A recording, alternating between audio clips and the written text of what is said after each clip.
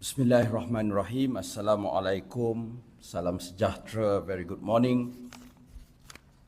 Your Excellency Ambassador Dr. Peter Blomeyer, Ambassador of Germany to Malaysia, Datuk Noryahati Awang, Deputy Secretary General, Ministry of Natural Resources and Environmental Sustainability, NRES, Ms. Sania Saranovic, Representative ad interim of UNICEF Malaysia, distinguished guests, ladies and gentlemen. I am honored to welcome all of you to the Youth Climate Adaptation Forum. I believe that of all the events that we have throughout IGEM 2024, and it has been a very busy conference indeed, this is the most important event of all, because we are addressing the generation, as mentioned just now, that will be most affected by climate change more than our generation. And at the same time, you also have a lot of power and energy to do something about this. And I hope that I can support you in that effort to save our planet. I'm happy that this event we are cooperating with UNICEF, we're cooperating with the government of Germany, and I think, as mentioned just now, one of the things that has been mentioned in the ambassador's speech is that one of the inspiring things about Germany is that this is where green politics have really taken roots from a very early stage compared to many parts of the world. Green politics in Germany and Malaysia mean slightly different things. And I read the book, the biography of Joschka Fischer, and from a rebel-rouser, student activist in his sneakers, jeans and t-shirt, becoming eventually the vice-chancellor and the foreign minister of Germany from the Green Party, something that no one in traditional German politics, probably in the 70s and 80s, could ever envision. And another personal inspiration of mine, and I happened to bump into her when the president of Germany visited Malaysia and was meeting our Prime Minister Anwar Ibrahim last year, was meeting Anna Lerman, who's now a Minister of State for Germany. When I was 19 or 20, yes, I was 20 years old, I read this piece of news that this 19-year-old girl from the Green Party became the youngest MP in the world, Anna Lerman. So I said, I'm tired of all these old politicians in Malaysia. I think that one day we should have young MPs and legislators in Malaysia in their 20s and 30s. And she was one of my inspirations, and I was fortunate to become an elected legislator at the age of 26, which is a very, very long time ago. So that's something special about Germany personally to me, and then there's Jürgen Klopp, but that's another story. Back to this, we stand at a critical point in the fight against climate change. Children and young people, as mentioned, are the most vulnerable, with at least 9 million children in Malaysia exposed to 2 or more types of climate and environmental shocks, hazards, and stress. You face the cascading effects of rising temperatures, extreme weather events, and environmental degradation. Climate change affects almost every part of your lives, including your health, education, and well-being. We must rise to the challenge of addressing the impacts of climate change, coming together to build a better and greener future for all generations. My speech is not as cool as your speech, Sanya, but one of the things that keeps me on my toes is that my biggest supporter and critique is my 13-year-old son. Right? Every time he sees land being cleared, he sees me picking up a plastic bottle, he says, "You're a lousy environmental minister, Abba." Right? So he's the biggest reminder that I owe it to his generation to ensure that we can pass to them a planet that is worth living for. We like to say that we contribute a small part of global greenhouse gas emissions. We also have to admit, partly because the fact that we are a high middle income country, our emissions per capita is actually above average. But the fact remains, at the end of the day, we are all in this together, the entire planet, and our region, Southeast Asia, is among the most vulnerable regions to climate change. And it is, I have to say, when I took office in December 2022, I went down to Kampong Sabak in Kelantan. And I was surprised to see 30, 40 plots of land that had owners are now beneath the sea. The villagers told me the government spent so much money to complete the school building in that village. They said, can you save our village, or not all the investments that the government spent will just literally go down to the sea. I've seen beaches in Terengganu, which is well known for its pretty beaches. We have students from University of Malaysia, Terengganu. They are now, the sea is coming closer and closer to the roads and to the mainland.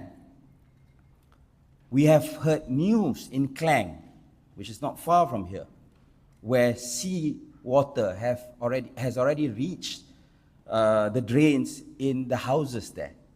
They're not supposed to have seawater, but it's there because the sea level is coming up. Port Klang is the 10th biggest port in the world. It supplies everything, or most of the things that we import in Malaysia and the region. We also have a few power stations located in Klang. Imagine in 2050, if Klang disappears, it's not just that the people of Klang will suffer, but Malaysia will suffer.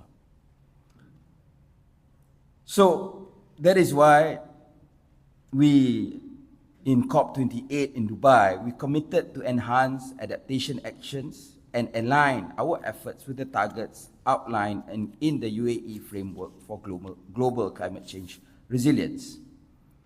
As we all know, Prime Minister Anwar Ibrahim is in Laos for the ASEAN Summit. Malaysia will be taking over the chairmanship of ASEAN in 2025, and we aim to be a proactive force for change on the region's most critical issue, starting with the most urgent one, which is the climate crisis. And our actions will shape the world of our children and grandchildren will inherit. And just as the youth, you are not too young to make a difference. When I was 19, when Anna Lerman was 19, we were not too young to make a difference. Our country is not too small to have an impact on the world. Ladies and gentlemen, acknowledging the pressing necessity for climate action and the pivotal role of children and youth in fostering a sustainable future, we are undertaking substantial measures to address climate change. As a signatory to the Paris Agreement, we are committed to reduce greenhouse gas emissions by 45% by 2030 compared to 2005 levels. Currently, based on the data that we have, we are on track to meet that. At the same time, we have already decided, the Prime Minister chaired the Climate Action Council meeting, and it was decided that we will, from our previous net zero goal of being as early as 2050, and I always thought that that was not firm. It's like what probably some of you do when your mom asks you, when are you going to get married, and you say as early as 30. Right? Some of my friends who gave that answer are still single until today. So I said that's not a good enough answer, and we decided that our target for net zero is latest by 2050. But it is an ambitious goal, it is a very difficult goal, but because we know that we have to do everything that is possible to ensure that we can fight climate change.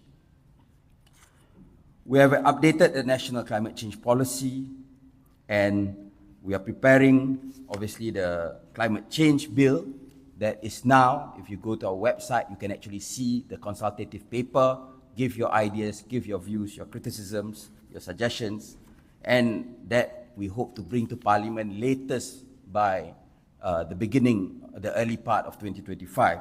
And we are also developing Malaysia's National Adaptation Plan that will focus on the adaptation aspect, and this will have significant implications for the present and future well-being of children and young people, particularly in enhancing resilience across 5 priority areas: water and coastal resources, agriculture and food security, infrastructure and cities, including energy, public health, and forestry and biodiversity. With these important policies and plans in development, we envision children and youth as important stakeholders, providing your insights on how climate change deeply affects you, and while also being part of the solution on the ground. Ladies and gentlemen, young people, all of you offer fresh perspectives and imaginative solutions, thoughtfully challenging conventional practices. They possess a strong sense of justice and equity, advocate for inclusive policies that meet the needs of vulnerable communities. Your participation in the decision-making process is vital. You have to be at the table to ensure that your voices are heard and your perspectives are incorporated into policy development and implementation. And this approach aligns seamlessly with our whole-of-nation approach for climate action. On June 7, 2024, the Ministry, NRES, established the Youth Cluster, a sub-panel under the Climate Change Consultation Panel to exemplify our commitment to incorporate youth perspectives through a diverse range of youth organizations, NGOs, and civil society groups to contribute insights towards national climate initiatives.